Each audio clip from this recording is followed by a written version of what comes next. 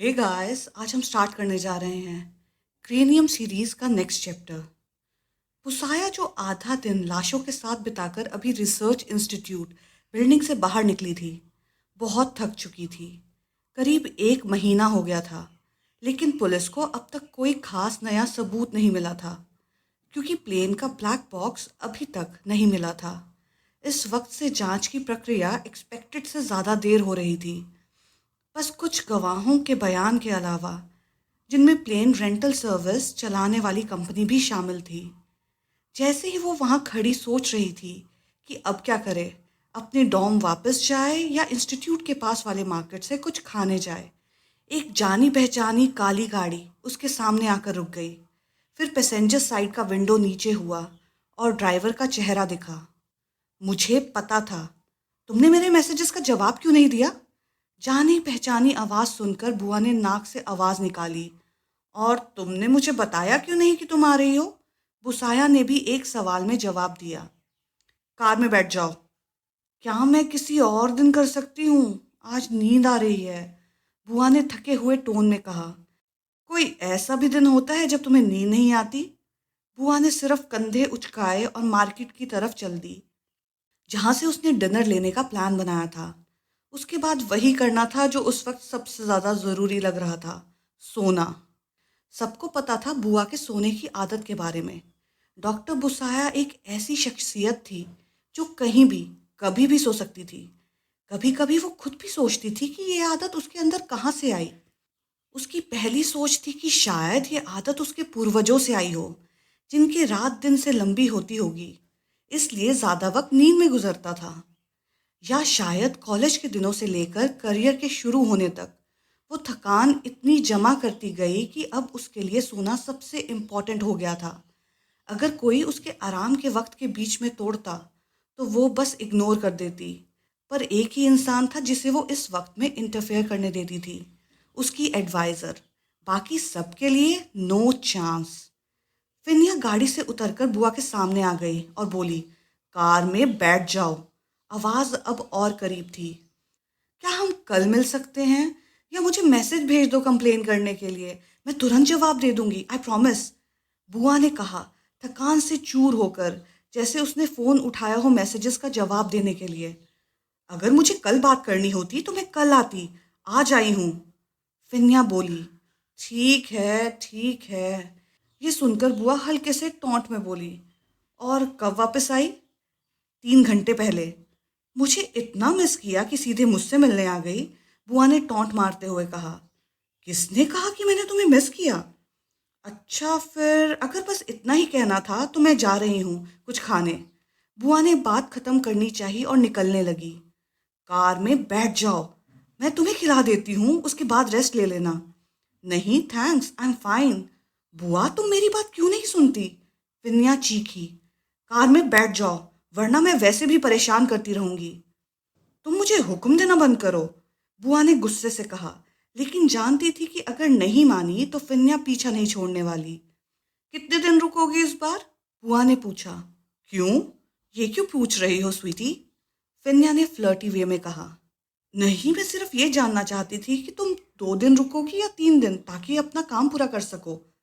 मैं सोचती हूँ तुम अब तक जिंदा कैसे हो इतनी तेज जुबान के साथ, फिन्या बोली, जब तक वो दोनों खाने का इंतजार कर रहे थे।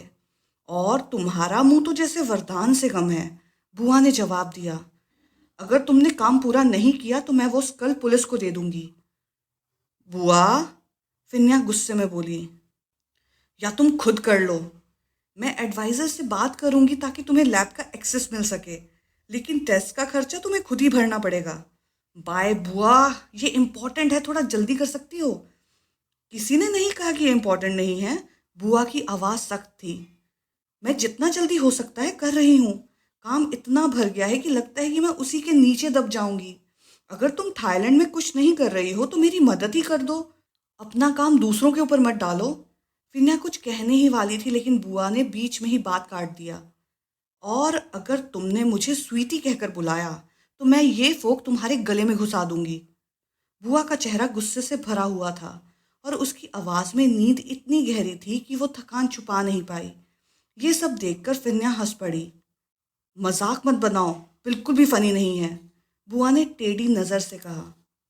सिविल एविएशन डिपार्टमेंट ने तुम्हें सिर्फ शो ऑफ करने के लिए बुलाया था क्या? बाद में काम छोड़कर भाग गई। बुआ गुस्से से कहती है। तुम इतनी कंप्लेंट क्यों करती हो बुआलाए? फिन्या ने छेड़ते हुए कहा। तुम सोई होती हो तब भी कंप्लेंट करती हो, थकती नहीं हो क्या? अगर कंप्लेंट नहीं सुननी तो काम करो, बुआ बोली। नहीं तो मुझे झेलना पड़ेगा क्योंकि मैं कंप्लेंट करती रहूंगी। अच्छा अच्छा, समझ गई।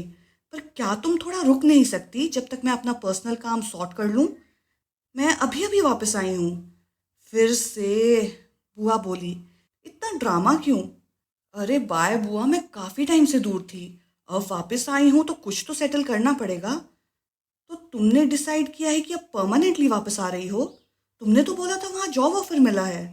बुआ ने पूछा, जैसे ही रेस्टोरेंट का स्टाफ उनके टेबल पर खाना सर्व कर रहा था। मैं लगभग 6 महीने यहाँ रहूंगी, फिर डिसाइड करूंगी। शायद यहाँ कुछ इंटरेस्टिंग मिल जाए।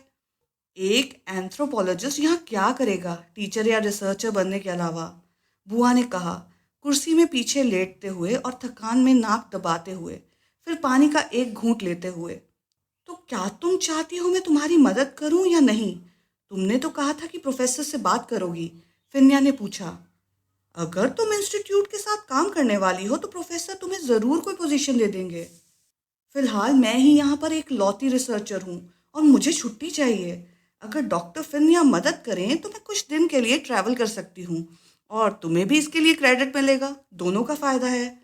मुझे कोई फ़ायदा नहीं चाहिए, मुझे तुम्हें परेशान करना है, फिन्या बोली। मैं तुम्हें अकेला नहीं छोड़ूंगी। अगर ऐसा है तो प्लीज़ वापस जाओ उस वक्त पे जब तुम मुझसे नफरत करती थी, बुआ ने कहा। और किसी ने तुमसे कभी नहीं कहा कि मुझे तुम्हारा चेहरा बिल्कुल पसंद नहीं? फिन्या के इस लहजे में कुछ ऐसा था जैसे किसी ने बुआ के चेहरे पर चांटा मार दिया हो। उसने नज़र हटा ली। सच में? बुआ की आवाज़ में हल्की कंपन थी, जैसे उसने अपना दर्द दबाने की कोशिश की हो। ठीक है, मैं इस बात को याद रखूंगी। बुआ, फिन्या कुछ कहना चाहती थी, लेकिन बुआ ने बात आगे नहीं बढ़ाई और अपना ध्यान प्लेट की तरफ ले गई। लेकिन दिमाग में तो बस अपना बिस्तर घूम रहा था। फिन्या चुप रही, उसे देखते हुए। कुछ देर के लिए उसे अफसोस हुआ कि उसने वो बात कही। ऐसा पहली बार हुआ था किसी झगड़े के दौरान। आजकल कोई अजीब घटना तो नहीं हुई ना? नहीं, वैसे भी मैं ज़्यादातर बिल्डिंग में ही सोती हूँ, तो कुछ हुआ नहीं, बुआ ने कंधे उचकाते हुए जवाब दिया। उसके बाद दोनों चुपचाप खाना खाने लगे। बुआ शांति से खा रही थी, लेकिन फिन्या को लगने लगा कि कुछ तो ठीक नहीं है। तभी एक काली कार इंस्टीट्यूट के पास आकर रुकी, जहाँ से वो दोनों दिखाई दे रहे थे। इंस्टीट्यूट में सन्नाटा था। थैंक्स फॉर डिनर, उम्मीद है कि हम जल्दी मिलेंगे, ये कहकर बुआ कार से उतरने लगी। बुआ, फिन्या ने उसका हाथ पकड़ लिया। मैं तुम्हें ले चलती हूँ। ये मेरा अपार्टमेंट है, मैं खुद चली जाऊंगी, बुआ ने कहा, अपने चश्मे को ठीक करते हुए। मुझे तुमसे बात करनी है। क्या हम कल बात कर सकते हैं? तुमने ही तो कहा था कि डिनर के बाद मैं सो सकती हूँ, बुआ ने थके हुए अंदाज में कहा।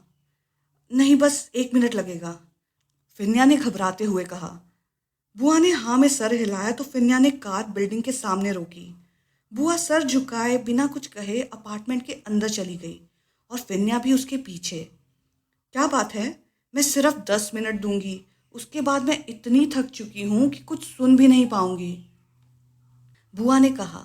जैसे ही दोनों अंदर गए और उसने फिन्या को सोफा पर बैठने के लिए कहा, फिन्या इधर उधर देखने लगी। ये पहली बार था जब वो बुआ के घर आई थी। रूम का इंटीरियर बड़ा ही साफ सुथरा था, जैसे कोई ज़्यादा वक्त वहाँ बिताता ही नहीं। हर चीज़ अपनी जगह पर थी। बुआ, फिन्या ने खड़े होते हुए बुलाया। मैं मैं इस पर बुआ ने क्यूरियस एक्सप्रेशन के साथ उसकी तरफ देखा। ठीक है, तुम वहीं रहो और सोचो, मैं अभी आई। बुआ किचन गई, फ्रिज से 2 बॉटल पानी निकाले, एक फिन्या को दे दिया। लो। अब ज़रा नरम लहजे में बुआ ने पूछा, सब ठीक है ना फिन्या? तुम्हारा चेहरा ठीक नहीं लग रहा।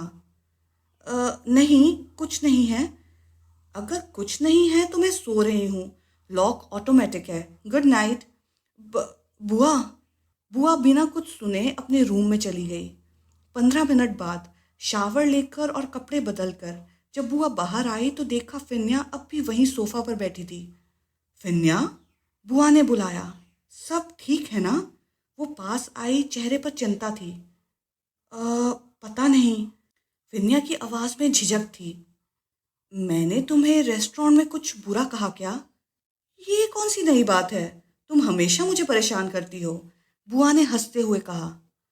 बुआ, फिन्या की सीरियस आवाज़ ने बुआ को अलर्ट कर दिया। उसने चश्मे के पीछे से आंखों से उसकी तरफ देखा। सब ठीक तो है? बुआ पास आई। फिन्या कुछ डिसाइड नहीं कर पा रही थी। क्या फ्लाइट की थकान है? थोड़ा सो लेना चाहती हो क्या जाने से पहले? फिन्या स्टिल थी। बुआ उसके सामने रुक गई, धीरे से हाथ उठाया और उसके गाल के पास अपनी उंगलियां ले आई। इस चैप्टर के लिए अभी इतना ही गाइस, और बहुत जल्द हम मिलेंगे नेक्स्ट चैप्टर के साथ। अगर आपको ये वीडियो पसंद आई तो please like share and subscribe to my channel. Thank you.